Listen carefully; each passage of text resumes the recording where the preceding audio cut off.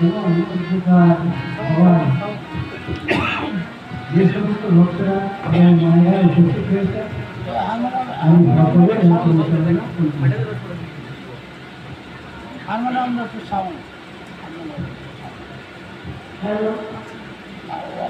পরিচালনা অনেকদিন গান গাইনি শরীরটা একটু খারাপ তো না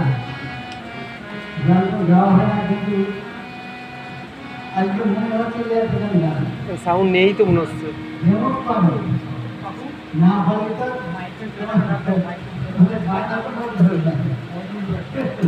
তো মায়ের থাকবে দ্বিতীয় চিন্তা করতে হয় গানের চিন্তা করতে এখানে তো সেরকম করে ভক্ত সঙ্গ জীবনের সার ভক্ত সঙ্গ ব্যতিরিক্ত জীবের গতি নাহিয়া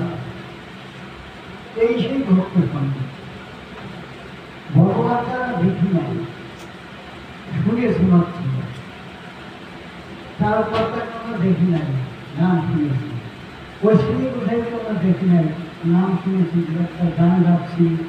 গান শুনতেছি এবং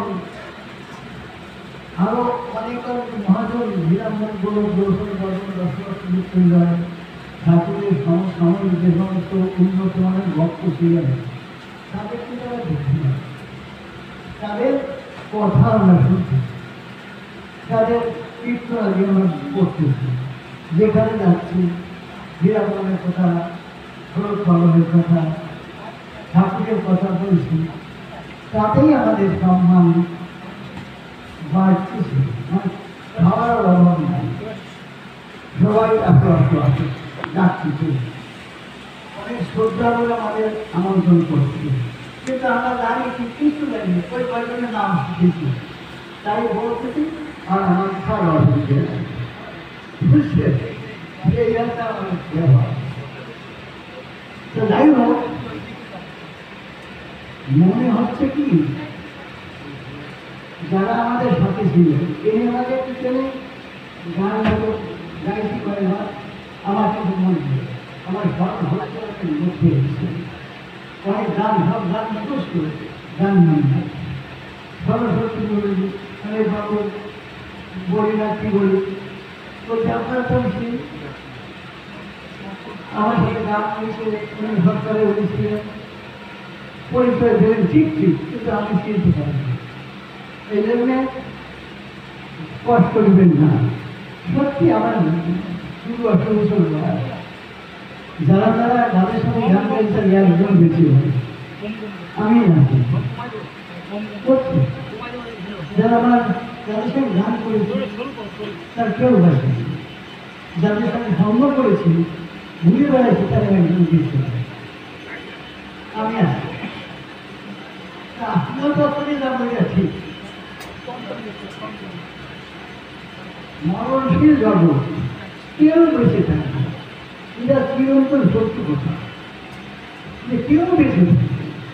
একটা মা এসে তাকে বলছে তোমার বাবা চলে গেছে তোমার তুমি খানি না তুমিও চলে যাবা খানা কি হলো হ্যাঁ খালি আর ভাত বাড়ায় না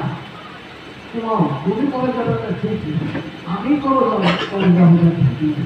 ও আসছে যখন যেতেই হবে অবধারণ কেউ চিরকম নাম করে এই সত্য কথা না আমরা মনে মানি না যদি সত্যি এই কথাটা আমরা বিশ্বাস করতাম মনে প্রাণী তাহলে আমার মনে কিছু করতে হতাম কিন্তু ভাবে যে নিত্য নিত্য জীব যায় জন্ম হয়ে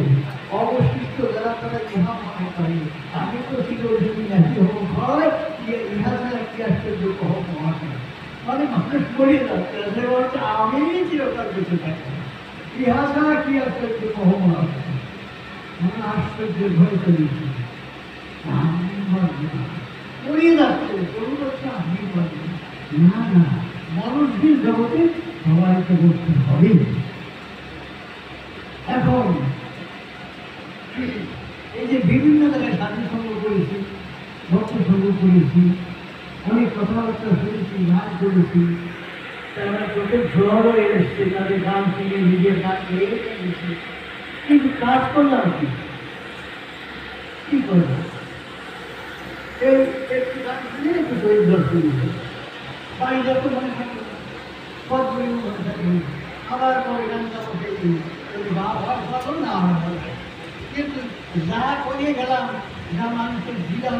পেলাম, তার কিছু আশা করলাম না। আমাদের ভুল দর্শক চাই নইলে হীরা হলো যে মানুষ আমরা সেই মানুষ, ওরা কিন্তু আলাদা কোন দেশের মানুষ না,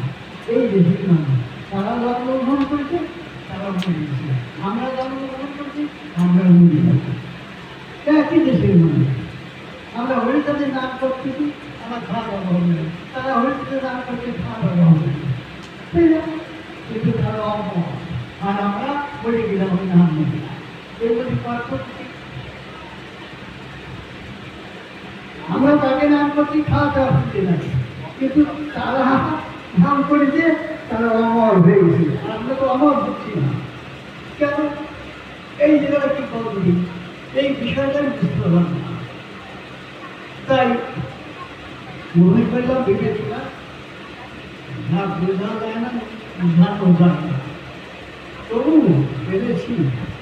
কয়দিন আসি ফিরে দেবো যাবো। মূল জিনিসটা কি, যদি যা বুঝি তাই বলে যাই, কারো যদি একদম উপকার হয়, তাহলে আমার জীবনে সার্থক, তার জীবনে সার্থক, তাই না? কেন আমার জীবন সার্থক কি, যে আমি একটা মানুষকে একটা কথা বলিয়ে তারা ফিরে এলে ঠাকুরকে পাই দিচ্ছি, আমার কথা শুনে ঠাকুরকে পেয়েছি, সে ধন্য। আর আমি ধন্য যে আমি মানুষে মানুষের মেশা, মানুষের ধর্ম সৃষ্টি বাদে সস্তায় ঠাকুর বলছে, হারে বাচ্চা ধর্ম কর্ম সার, সব হচ্ছে বড় ধর্ম কর্ম সার। আমি তো একটা মানুষকে বলে ঠাকুরের পক্ষ করে দিতে পারি, তাহলে আমি একটু ঠাকুরের কাজ করবো, তারও তাই না? এই উভয়ের কিছু উপকার হয়।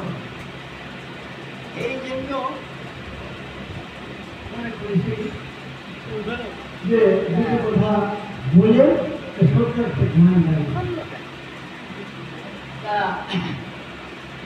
যে সময় কবিগান গাইতাম,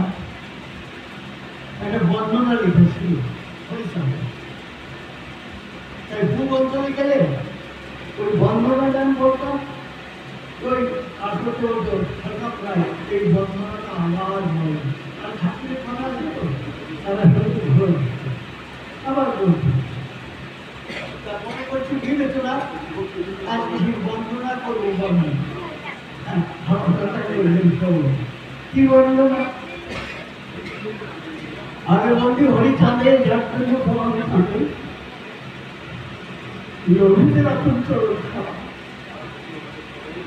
যার ইচ্ছা আমি করতে দিই, আমিও ঠিক গুরুমুখী না জানি সাধুর স্তুতি কেমন তুমি ভগবান কামবল ধরি, আমি তোমায় দিয়ে আমি স্বামী, আমি তো ধরো তুমি ঘরে যাহা ছিল না সব করেছি পয়না, কিছু রাখি নাই তোমায় বলি, তুমি নিজ উদ্দেশ্যী সরণে শান্তি ও ভদ্রে তারপরে জানাই, তুমি কৃপা করো যারে সেই তোমায় খেতে পারে, তারপরে সাহায্য করি। এমনি করে জীবনটা লেখা আছে, সব বই আমার কাজ দেন কাজে